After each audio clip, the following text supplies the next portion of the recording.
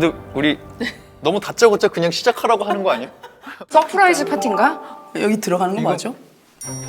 오 뭐야? 뭐, 오, 여기는 의상실? 분장실? 이런. 와 화려하다. 진짜 약간 우리밖에 없는 것 같은데. 그러니까. 분장실에 다들 이렇게. 깜짝이야. 갑자기. 이 방에 오신 것을 환영합니다. 오, 뭐야? 오, 이게 뭐야? 오. 다음은 1929년 6월 3일 동아일보에 실린 서울의 눈꼴 틀리는 것이라는 만평입니다. 어떤 점이 눈꼴 틀리다는 걸까요? 눈꼴 틀리다는 눈꼴 게 틀리다가 꼴 보기 싫다는 요즘 건가? 말로는 눈꼴 시리다 뭐 이런 그런 건가? 이렇게 분가르는 거네. 이렇게 그치? 이런 거 들고 요즘으로 치면 이제 팩트 같은 거 들고서 거울 보면서 이렇게 하는 거 같은데. 근데 남자가 인상 쓰고 있어. 옆에 남자가 역시 이건 배우, 역시 배우. 눈꼴 시리다. 네네. 오케이. 오케이? 네. 전차 같은 공공 장소에서 대놓고 얼굴에 분칠을 해서. 정답입니다. 이거 우리 근데 괜찮은 정도 아 우리 괜찮은데? 약간 호흡이 괜찮은데?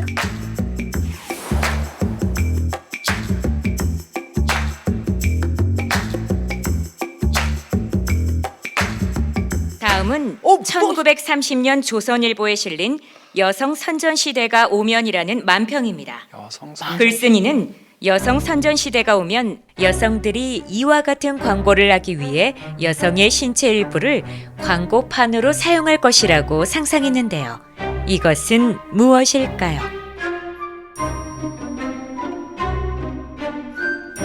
애매한데 이게 뭐 잠깐만 이게 일단은 일단은 신경질입니다. 이것을 리해해 주어야 해요. 돈만 많으면 누구나 좋아요. 갑자기 한자 나오잖아. 나는 성녀입니다요 이게? 덕녀입니다? 뭐야? 호녀? 나는 처녀입니다. 처녀? 처녀입니다. 돈만 많으면 아니, 근데 문장들이 너무. 이게 그러니까 뭔가 나는 돈도 없고 신경질적이고 집세도 못 내니까 나를 구해줄 어떤 남성분을 찾는다라는 구인 광고잖아요. 등인 것 같아. 나 가슴. 가슴? 왜냐면 가슴으로 나뉘네. 광고는 앞에 하고요. 숨기고 싶거나 수치스러운 건 뒤에 붙여요. 대놓고 광고는 앞에 붙여야 돼. 난 이거 일리 있다고 봐. 이거 굉장히 일리 맞아. 있다고 근데 사실은 아까도 만평에 이런 게 실릴 것이다라고 남자 시점에서 만평해놓은 내용이거든. 여성의 가슴 여성의 팍. 봐. 가슴팍. 오케이. 진짜. 정답을 말해주세요. 알았어. 시작. 여성의 가슴 팍. 틀렸습니다. 죄송합니다. 봐. 등인가 봐. 죄송합니다. 그럼 이대로 정답은 괜찮아. 여성의 다리입니다. 어머!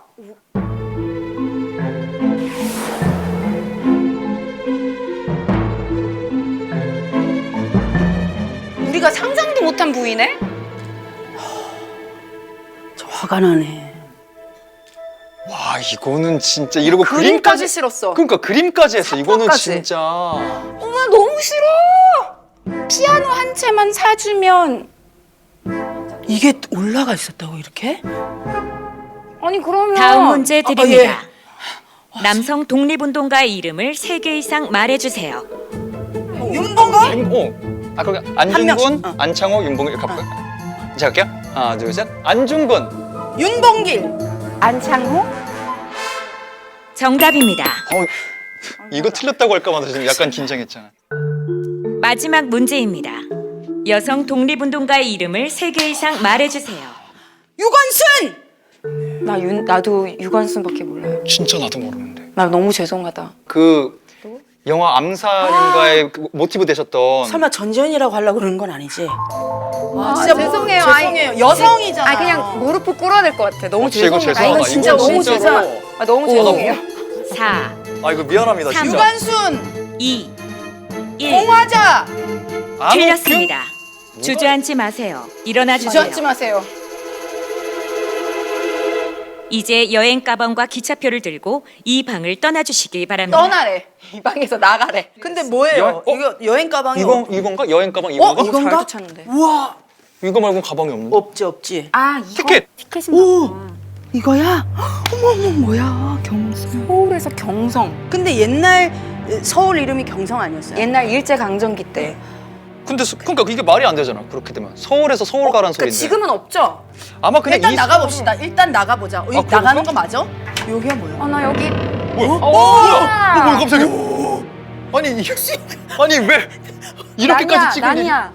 우와. 뭐 이렇게 그냥 들어가면 가봅시다. 나 무서워. 가봅시다. 이게 뭐야? 왜 이러고? 와. 뭐야 이거? 야, 돈 많이 썼네 EBS.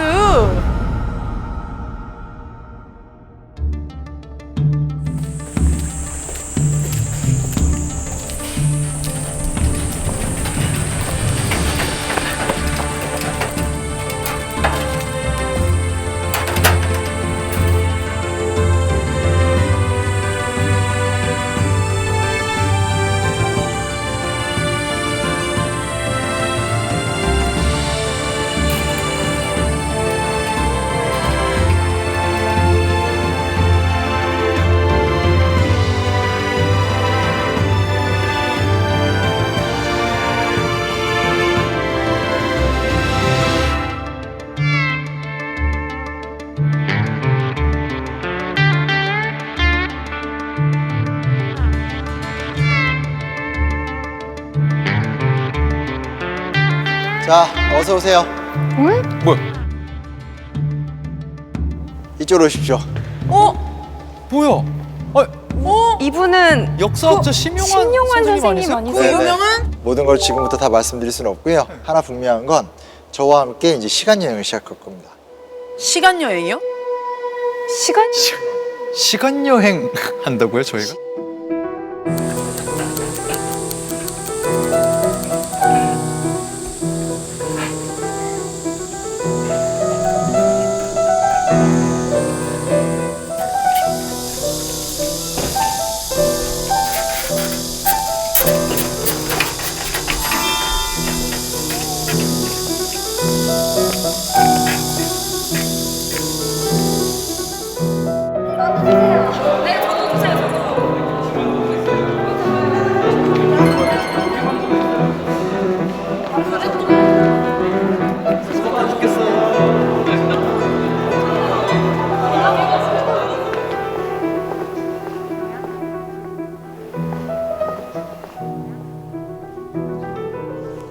어느 나라 패션입니까?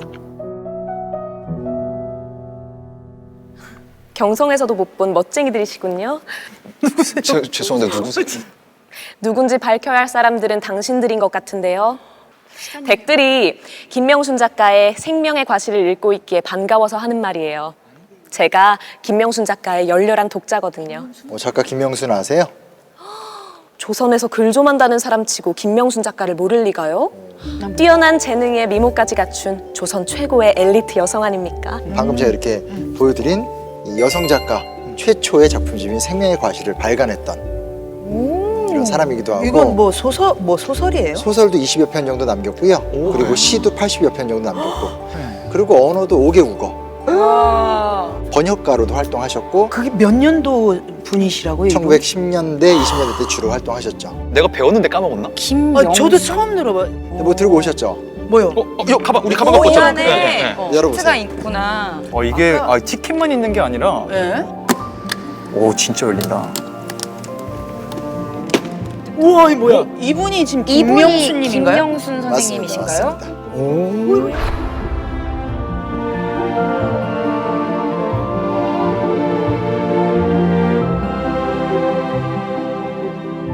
1915년 7월 30일 매일신보에 난 기사인데 예?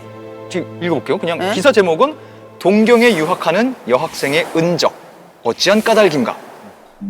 평안남도 평양에 사는 김의형의 딸 기정은 현재 동경에서 미국인이 경영하는 요스야 덴마초 침례교회 여학교에서 기숙생활을 하는 중이었으나 지난 24일 아침에 외출한 이후 행방불명이 되어 기숙사 사감이 요스아 경찰서에 보호 수색을 요청하였으나 아직 행적을 알지 못한다고 한다. 김양은 유학생 아사우라 연대 소속 보병소위 이모 청년과 서로 사랑하여 잊지 못하는 사이라고 하며 이분을 만나기 위해 기숙사를 빠져나간 것이 아닌가 하는 말이 있다. 남자 기숙사에 원래 있는데 남자를 만나러 나갔다가 기숙사에 안 들어왔다 뭐 이런 실종 내용인가요? 기사, 뭐 행방불명 기사 그런가? 같은데 김명순 작가가 19살일 때 이야기예요. 일본에서 유학하던 여학생 김명순이 갑자기 사라졌는데 그 사건이 조선 신문에까지 나면서 아주 떠들썩했어요. 처음에는 남자랑 함께 사라졌다. 성적으로 자유분방한 여자다. 짝사랑하다 실연당했다. 별별 소문이 다 났었죠. 이 소위 말하는 조선인 여성 유학생이거든요. 그러니까 조선인 유학생 자체도 희귀할 때인데 조선인 여성 유학생이니까 조금 눈에 띄는 존재일 수밖에 없잖아요. 그렇죠. 이 당시 뭐 10명도 안 됐다고 하니까 그 사람들이 뭘 했느냐. 더군다나 지금 뭐 소재거리가 괜찮잖아요. 그러니까 이게 기사화가 되는 거죠. 사건의 전말은 이랬어요. 일본 도쿄 국정여학교 4학년에 재학 중이던 여학생 김명순에게 숙부가 조선인 남자 한 명을 소개해 준 모양이에요. 이응준이라고. 이응준. 그는 여학생 김명순의 첫 교제 상대였다고 해요. 그런데 그 남자와 공원에서 산책하던 중에 으슥한 곳에 강제로 끌려가 성폭행을 당한 겁니다.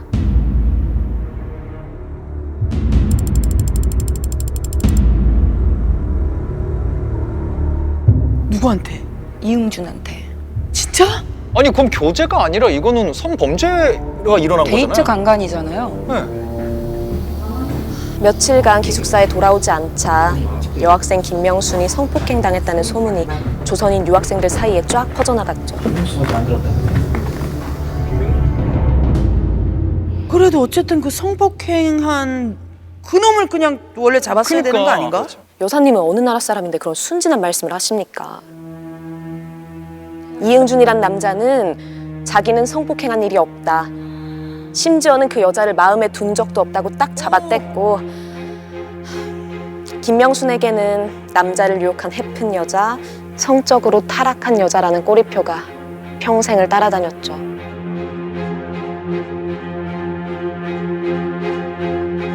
성폭행을 당한 것도 억울한데 지금 이게 딱 2차 성폭력이잖아요.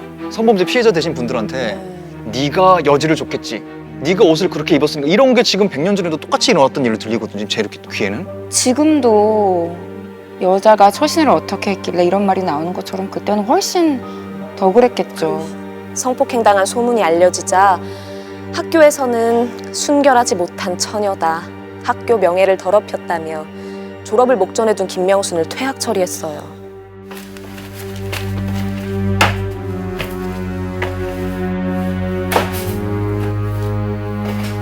결국 그녀는 공부를 마치지 못하고 조선으로 귀국했죠.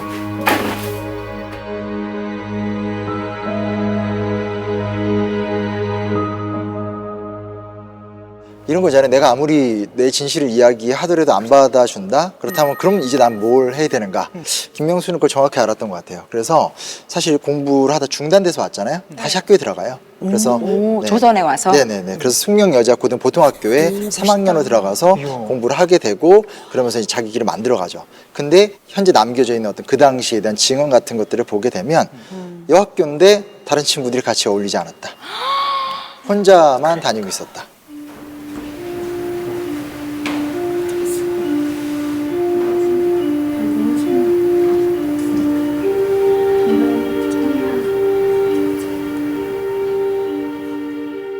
같은 외톨이처럼. 여성끼리라도 자기 편이 없었던 거예요. 그때 시대에서 같이 어울리면 같은 부류로 취급받을까 그렇죠, 봐. 그녀에겐 오로지 공부만이 유일한 탈출구였을 거예요. 공부를 해서 실력을 갖추면 나쁜 피라는 손가락질에서 벗어날 수 있다고 생각한 거예요. 1917년 드디어 그녀의 재능이 빛을 발해요. 문예지 청춘에서 처음 시행한 특별 대현상 모집에서 그녀가 쓴 단편소설 의심의 소녀가 3등으로 입장하는 일대 파란이 일어났어요.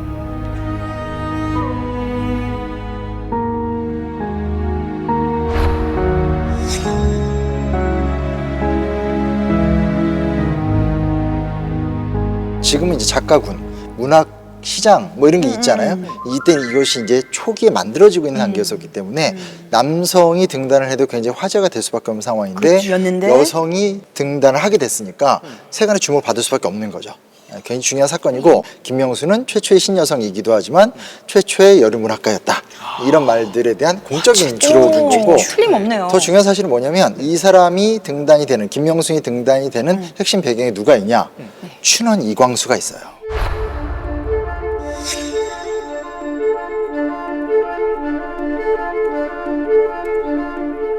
오, 이광수. 들어봤죠? 네, 들어봤죠, 들어봤죠. 유명하죠. 예, 유명하죠. 생각나는 작품? 이광수. 안 읽어봤더라도 우리 국가상에서 나오죠. 무정. 그렇죠. 근데 그분 친일하신 그쪽 계열 분 그렇죠. 아니죠? 맞아요. 친일파로 전락을 했고 네. 실제로 1920년대 때부터 이 사람의 변절행위가 나중에 극단적으로 갔기 때문에 뭐 이광수에 대해서 뭐 이렇게 썩 좋은 평가를 할 수는 없지만 그 어마어마한 팬과 인기, 사람들이 정말 이광수 이번에 글 냈대 하면 가서 다 보고. 한마디로 그냥 우리나라 소설계 그 시절의 상징이었네요. 그렇죠. 그냥. 이광수가 김명순의 소설을 어떻게 평했느냐 하면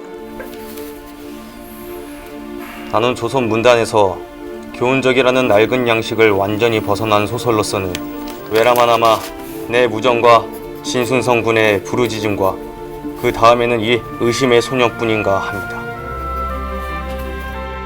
이렇게 극찬을 했어요. 탑3로 꼽았네. 그렇죠. 그러니까 요즘 말하면 뭐라고 표현할 수 있지? 그러니까 정말 지금 막 문화 권력이야. 누가 하더라도 그 사람 얘기하면 이런 사람이 새로운 작가가 왔는데 여성이지만 내가 봤을 때 최고다.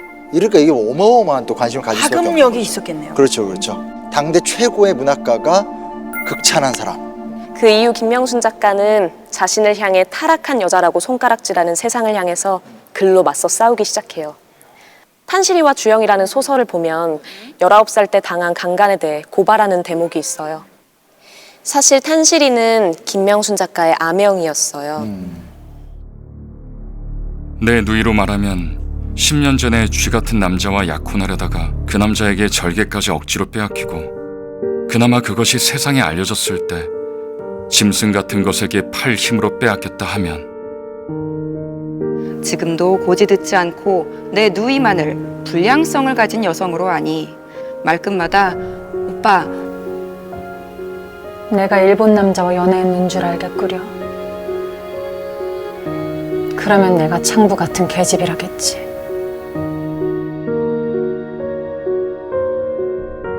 오빠의 목소리를 통해서 캐릭터의 이야기를 전하지만 그 캐릭터의 이야기가 사실은 작가 본인의 이야기인 거네요. 김명순 작가는 자신이 겪은 강간 사건을 자세히 설명하는 대목에서 더 이상 소설을 쓰지 못하고 중단하고 말았어요.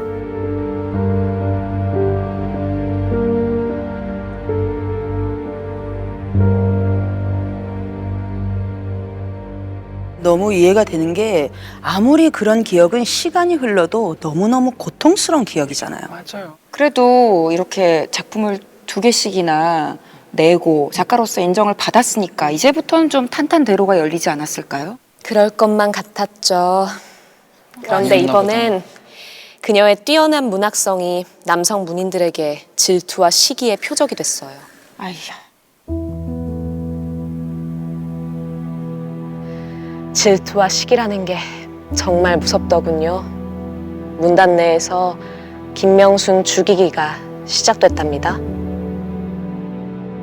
우리 다 남자들이야. 남자들만의 문학세계 만들고 있는데 너가 약간 이런 상황이 되는 거죠. 그래서 어떻게 공격을 하냐? 네. 이걸 뒷담화를 하는 건 재미가 없잖아요. 그러니까 대놓고 공격을 하기 시작해요. 정면 승부. 정면 공격을 하는 거죠. 글로 떴어? 글로 공격해 줄게. 가장 대표적인 사건은 일단 1924년 11월 달에 신여성이라는 잡지에 김기진이라는 사실 그 당시에 굉장히 유명한 평론가예요.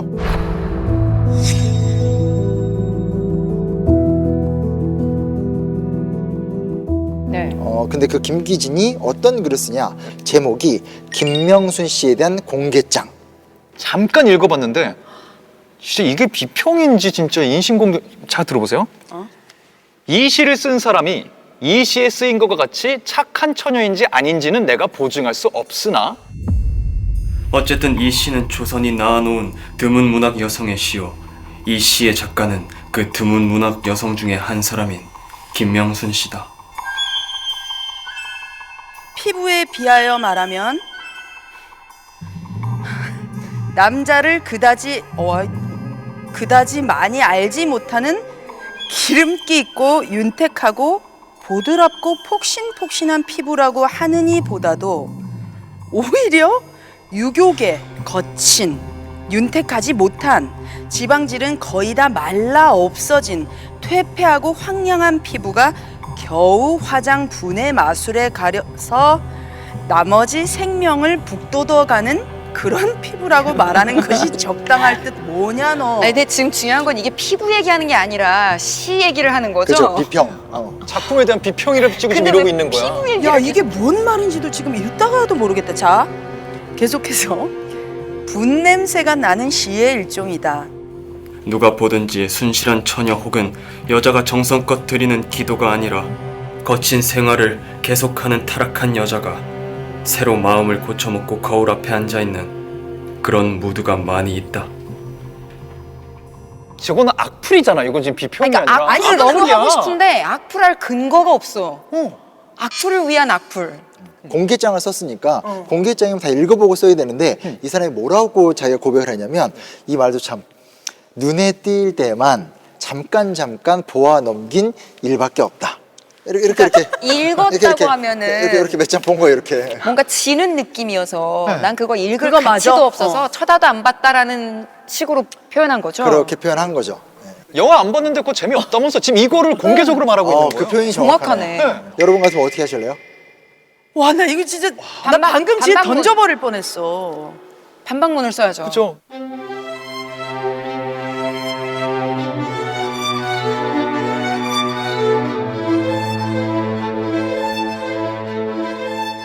이건가요?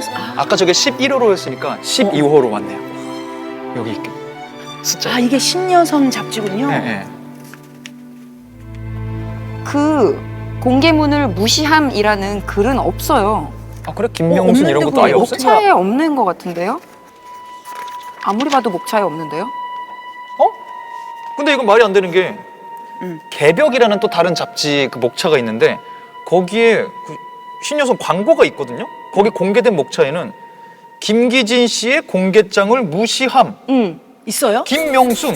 여기 아 있어요? 네, 광고가 됐는데. 근데 왜 그러니까 여기는 이거는 발행되기 전 광고고 이거는 실제로 발행된 잡지인데 네. 광고와 실제 책 사이에 없는 차이가 거예요? 있는 무슨 거네요. 일이 있는 거잖아요. 그렇죠. 왜? 잡지 신여성은 김명순의 반박문을 씻지 않았어요. 광고는 때려놓고 안 싫었구나 일부러.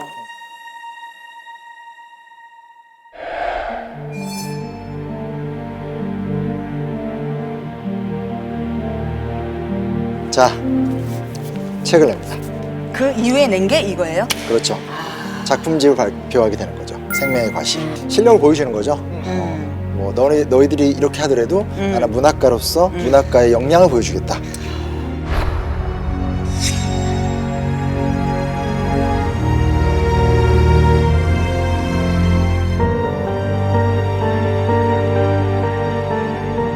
이 단편집은 오해받아온 젊은 생명의 고통과 비탄과 저주의 여름으로 세상에 내놓습니다. 유리관 속에서 춤추며 살 줄 믿고 일하고 공부하고 사랑하면 재미나게 살 수 있다기에 미덥지 않은 세상에 살아왔었다. 지금 이 배는 듯 마는 듯한 설움 속에 생장되는 이 답답함을 어찌하랴. 미련한 나, 미련한 나.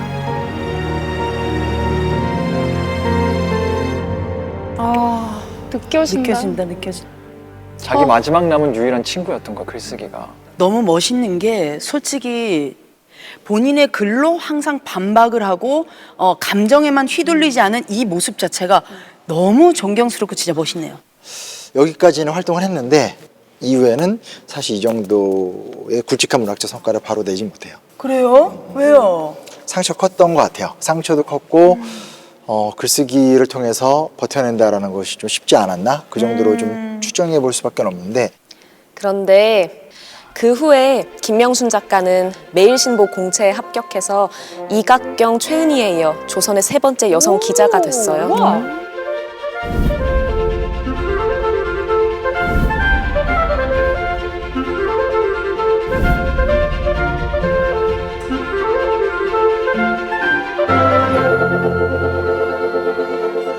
근데 이분은 새로운 길이 열렸네요. 들을수록 놀라운 게 글은 또 안 썼지만 기자단에 합격할 정도의 또 다른 능력도 있었던 거고. 근데 끝까지 포기하지 않고 하여간 어떤 길이라도 계속 개척하네요. 이제 속상한 거는 어찌됐건 좀 다른 길을 돌파했다라고 우리가 생각하고 기대해 볼 수 있는데 사실상 이제 김명순이 기자 생활을 오래 못해요. 1927년에 사건 하나가 일어나요. 아마 사진 보여드리면 익숙할 수 있는데 굉장히 유명한 분과 관련이 돼 있어요. 아 그래요? 네, 이게 그 사진이에요. 우리 딱 들으면 아는 분이에요? 네. 누구시죠? 힌트 드릴까요? 네. 어린이날. 방정환 선생님? 맞아요. 설마. 소파 방정환. 아동문학가 방정환.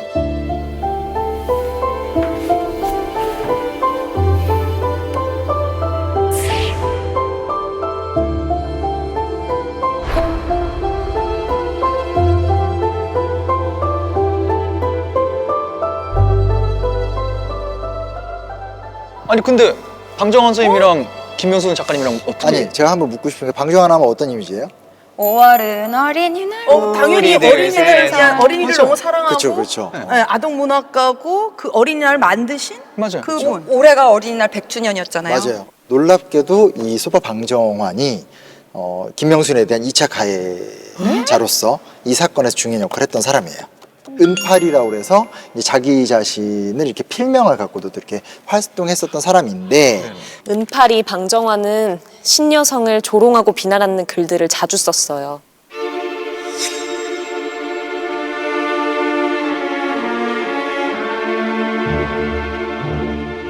김명순 작가에 대해 쓴 글들만 봐도 알 수 있어요. 혼인날 신랑이 세네씩 달려들까봐 독신 생활을 하게 된 독신주의자. 피임법을 알려는 독신주의자 운운하면서 공격하더니 이번에는 남편을 5이나 갈았다는 처녀 시인 어쩌고 하면서 김명순 작가가 방탕한 연애를 한다고 쓴 거예요. 그게 왜 싶은 게 맞아. 독신주의자가 피임법을 알려주는 게 왜 독신주의자니까 이상해? 알아야지. 오히려 알아야지. 왜 그거 갖고 이상하게까지 글을 쓰는지도 이상하고 은팔이라는 필명에 숨어서 걸 썼다는 것도 더 이상하고. 그래서 김명순 작가는 참다 못해 방정환을 명예훼손으로 고소했어요.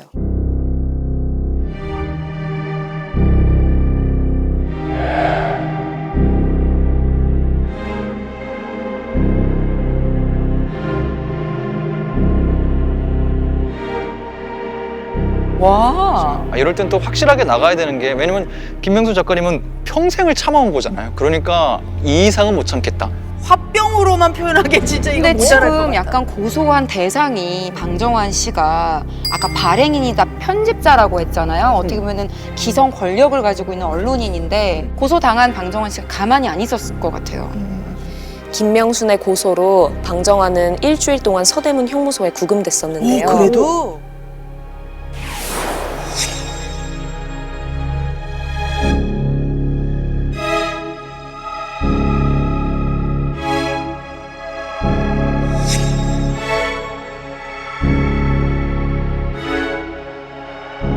사실 아까 김기진도 그렇고 방정환도 그렇고 당대 굉장히 유명한 사람들이고 뭐 어린이날, 소년운동, 뭐 문학 발전사 이런 데 되게 중요한 사람들이에요. 그러니까 이제 쉽게 말하면 그 사람들의 권위가 있는 거죠. 야, 너가 잘못한 거 아니야? 이렇게 갔지. 누가 김명순의 편에 얼마나 섰겠어요.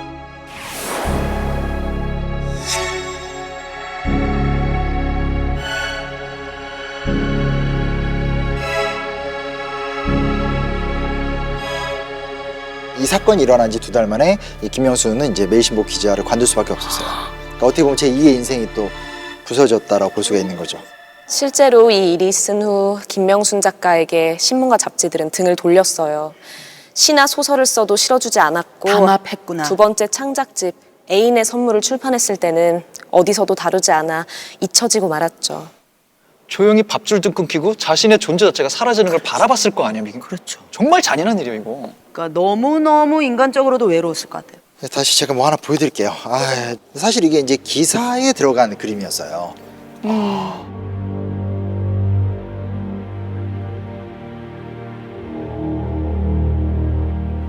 동일인이라고요? 이분이라고요? 이분이 이게 전혀 안 닮았잖아요 그림이. 그러면은 실제 얼굴은 이 얼굴인데 지금 그들의 시선으로 그 시절의 남성들 본 시선에는 이렇게 일부러 그려놨다 이 말이에요? 실물하고 너무 다르게? 내용 기사 자체도 그냥 가십성 기사예요. 실제로 보면 뭐 어떤 남자랑 살림을 차렸네 이런 카더라만 딱 모아놓은 기사. 카더라. 네, 카더라 통신.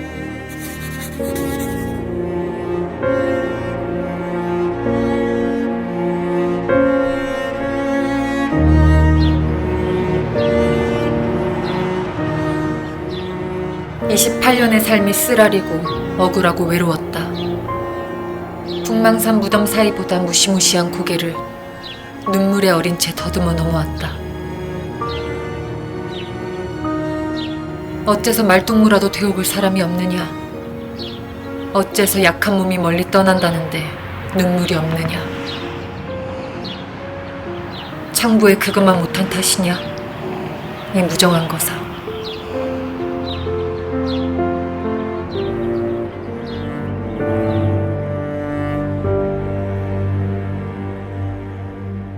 얼마 전 그녀가 다시 일본으로 떠난다는 소식을 들었어요.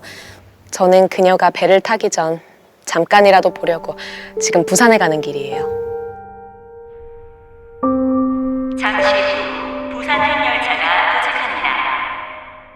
승객 여러분, 미리 탑승 준비를 해주시기 바랍니다.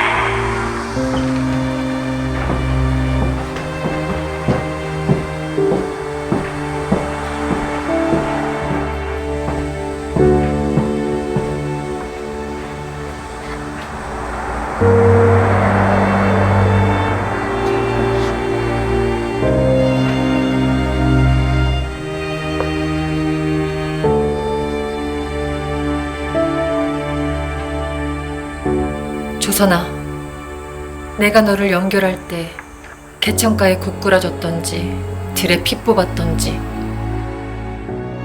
죽은 시체에게라도 더 학대해다오. 그래도 부족하거든. 이 다음에 나 같은 사람이 나더라도 할 수만 있는 대로 또 학대해보아라.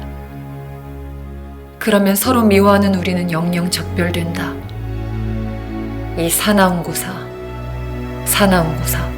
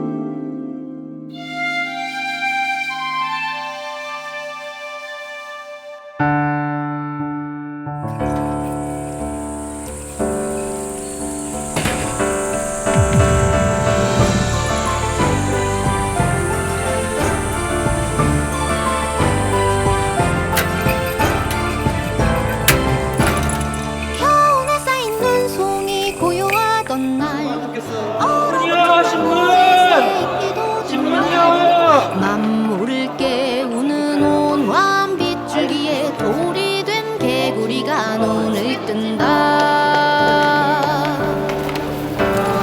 창문을 열고 빗장은 모두 버리자.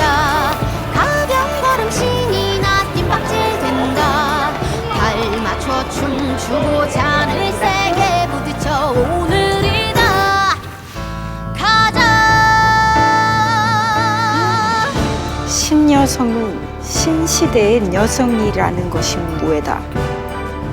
신시대는 새로운 시대다. 가마 타고 왔다 갔다 하지 않고 자동차나 기차 타고 다니며 장중 몰고.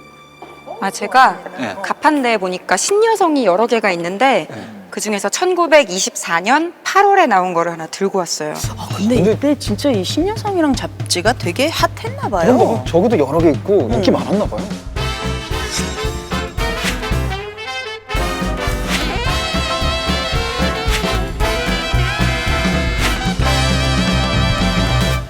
대표적인 잡지죠.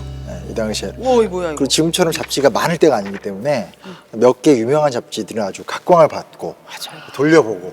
그러니까 예를 들면 뭐 교복 입는 이야기라든지 아니면 이제 뭐 수학여행을 가는 문제라든지 그리고 여자가 머리 자르는 문제라든지 여학생들이 좋아하는 유행가 문제라든지 요즘 여학생들이 이 유행가를 좋아하는데 이게 바람직한 거야? 이렇게 되는 거지. 제목이 신여성이라서 저는 굉장히 그 내용이 여성들에 대한 어떤 좀 진취적이고 독립적이고 어떤 내용이거나 굉장히 그런 좋은 글들만 좀 실려 있을 줄 알았어요. 물론, 신여성이지? 물론 진취적이고 좋은 글들도 많아요. 그게 아닌 건 아닌데 처음 하다 보니까 굉장히 하면 안 되는 이야기들도 많고 또 하나 더 심각했던 문제 뭐냐면 신여성이니까 필진이 남자일까요 여자일까요?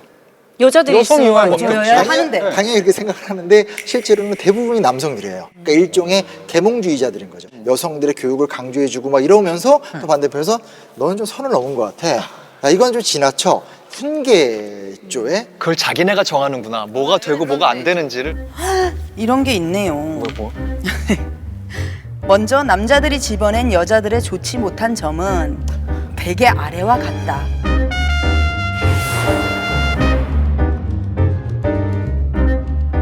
1. 참되지 못하고 괄호 열고 허위에 물들고 괄호 닫고 2.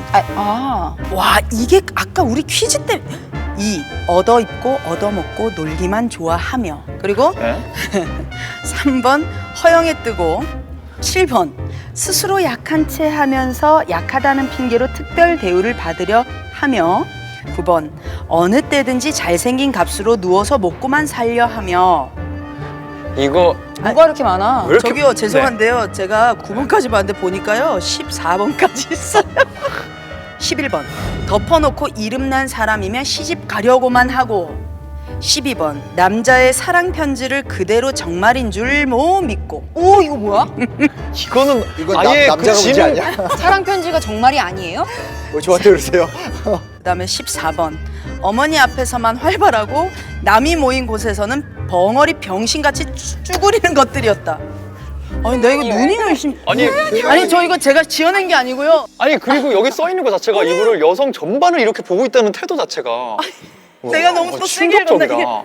아니 근데 이 글 자체도 열받지만 어떻게 이런 내용을 이런 그 신여성이라는 우리의 어떤 그 공식적 매체에 올릴 수가 있습니까? 이게 정말 훈계하는 거잖아. 이러면 안 된다고 지금 가르치는 거예요 지금 자꾸. 그러니까 이게 뭐 부끄럽든 좋든 싫든 이때의 담론이었던 거죠. 이런 수준으로 이게 마치 참 변호하기 힘드네요. 아무튼 이것이 마치 비평이고 토론이고 뭐 고민거리다라는 그러면은 식으로. 그 뒷장에 남자들의 좋지 않은 점도 있어요? 소위 남자들의 내음새, 신남성의 내음새. 아무것도 없습니다. 없어요. 저는 신여성이라는 단어를 교과서에서도 배웠고 뭐 역사물이다 항상 등장하는 키워드잖아요. 그래서 되게 존중의 의미가 있는 단어인 줄 알았는데 이 글들 보고 잡지 이렇게 내용을 보니까 그런 관점만 있었던 건 아닌 것 같다는 생각이 들거든요. 100년 전의 분위기가. 아까 우리 퀴즈 풀었던 것 중에 그때부터 열받았어요. 여성 선전 시대가 오면이라는 문구가 있었잖아요. 이거 듣자 이거. 저희가 왜 이렇게 열이 받았냐면요. 너무 충격을 받았잖아요. 근데 저런 맞출 수가 없었어요. 광고를 여자들이 하고 다닐 거래, 다리에 쓰고 다닐 거래요. 근데 내용이 막 돈만 많으면 누구나 좋아요. 나는 처녀입니다. 나는 집세를 못 냈습니다. 구원해 주세요. 나는 문화 주택만 지어주면 70살도 괜찮아요. 피아노 한 채만 사주면 그래서 이런 내용이었어요. 이거 얘기하는 거죠?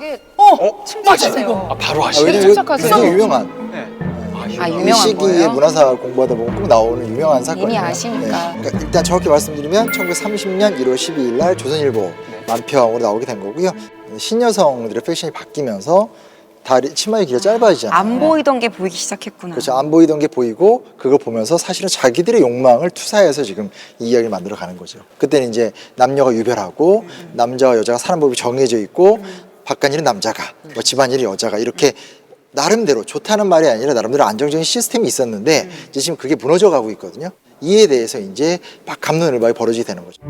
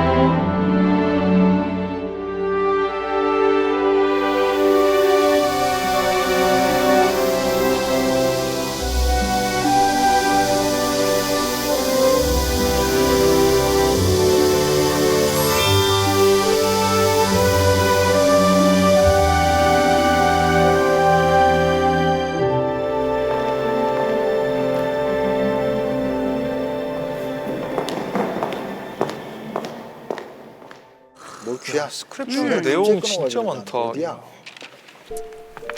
31. 누구세요? 저 실례지만 머리. 저요? 어디? 조선 팔도에 단발한 여성은 저밖에 없는 줄 알았는데 여사님은 어디서 머리를 자르셨나요? 남정희 헤어샵에서 동네에서 가서 잘랐는데. 미용실이요, 미용실. 미용실에서 머리를 잘라준다고요? 저는 이발소에 가서 사정사정해서 단발로 잘랐는데요. 이발소. 저는 머리를 미용실. 사정사정해서 잘라야. 도대체 몇 자르고 년도길래? 싶으면 자르는 거지. 그러니까. 여러분은 아직 저에 대한 기사를 못 읽어보신 모양이군요. 어디를? 어머, 이분이세요? 신문에 실린 분이세요. 맞죠?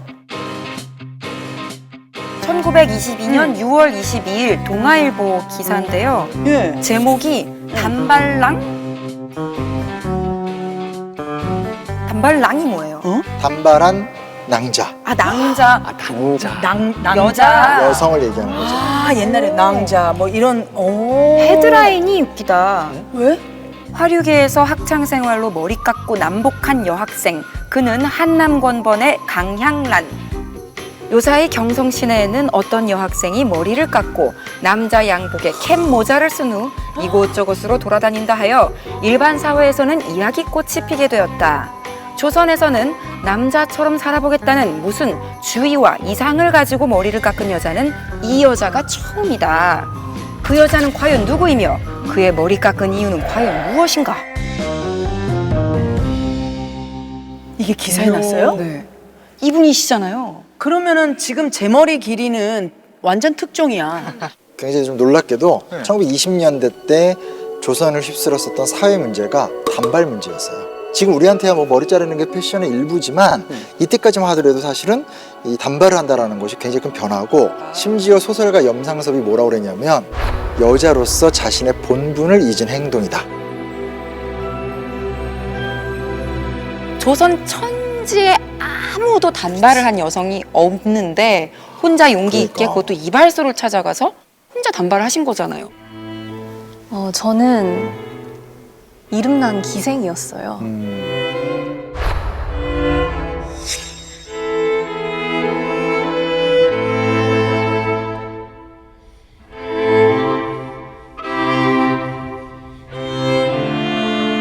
영성에 내노라 하는 남봉꾼들이 제 춤과 노래와 가야금 소리에 넋을 잃었답니다. 그런데 제가 20살 되던 해 가을 어떤 청년 문사와 사랑에 빠졌어요. 저는 아주 미련 없이 기생을 관뒀어요. 똑똑한 사람들을 볼 때마다요, 항상 좀 배우고 싶더라고요. 그래서 공부를 시작했어요. 작년 21살에 꿈에도 그리던 배화학교 보통과 4학년에 입학을 했는데요. 공부가 참 재밌더라고요. 두 여성분은 딱 봐도 공부를 정말 많이 한 신여성 같으세요. 저도 공부를 그때 계속 하고 싶었는데 저와 사랑을 굳게 약속했던 그 남자에게 어느 날 버림을 당했어요. 제가 유서를 쓰고 한강다리에 올라갔었어요. 그런데 살려고 그랬는지 누가 제 치맛자락을 확 잡고 끌어내리더라고요. 그날 밤에 날이 새도록 울고 또 울다가 이런 생각이 들더라고요. 나도 사람이며 남자와 똑같이 살아갈 당당한 사람이다. 남자에게 의지하고 또는 남에게 동정을 구하는 것이 근본으로부터 그릇된 일이다. 나도 남자와 같이 살아보겠다. 그러고 나서 이발관에 가서 단발을 했어요. 단발한 여자를 난생 처음 봤으니까 정말 세상이 떠들썩할 만도 했겠어요.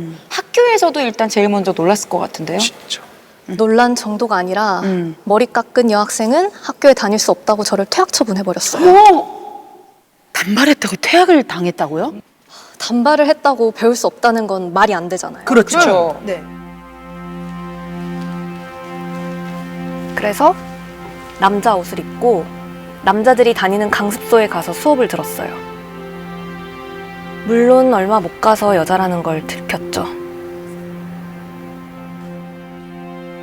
그래서 고민 끝에 좀 더 배워보고자 상하이에 가는 길입니다. 우와, 멋있다.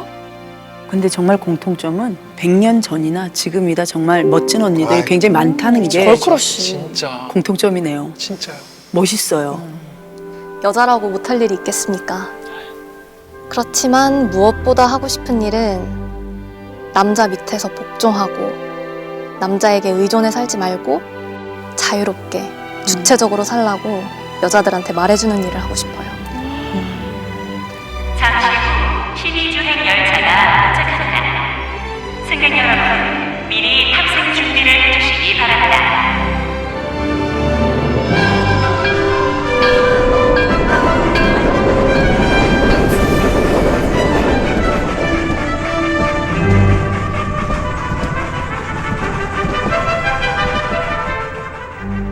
이 1925년 9월 3일자 기사예요.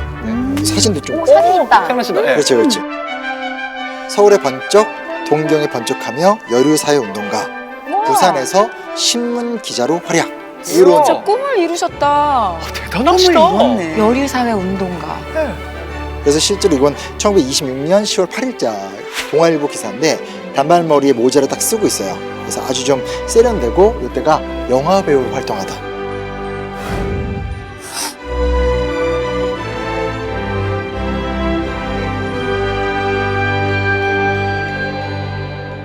그리고 실제로 20년대 언젠가에 22년 이후인가? 단발 되게 유행하지 않았어요? 맞아요. 진짜요? 네. 그러니까 강양란이 길을 열었고 저는 되게 이 이야기하다 보면 막 가슴이 뛰는 게 뭐냐면 네. 1920년대 때 활말하는 지성인 여성 독립운동가들이 다 강양란에 따라서 단발하니까 여성들 입장에선 나도 모현숙처럼 나도 주세숙처럼 이런 게 되는 거죠.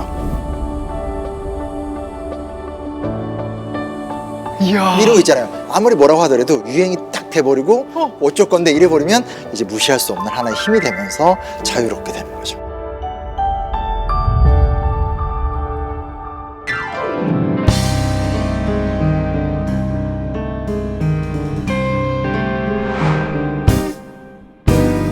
어쩌다 이렇게 된 건지 모르겠어. 어쩌면 처음부터 틀렸는지 몰라. 끝없이 소용돌이치는 망망대해 더는 견딜 수 없어 무서워. 어쩌다 이렇게 된 건지 모르겠어. 어쩌면 처음부터 틀렸는지 몰라.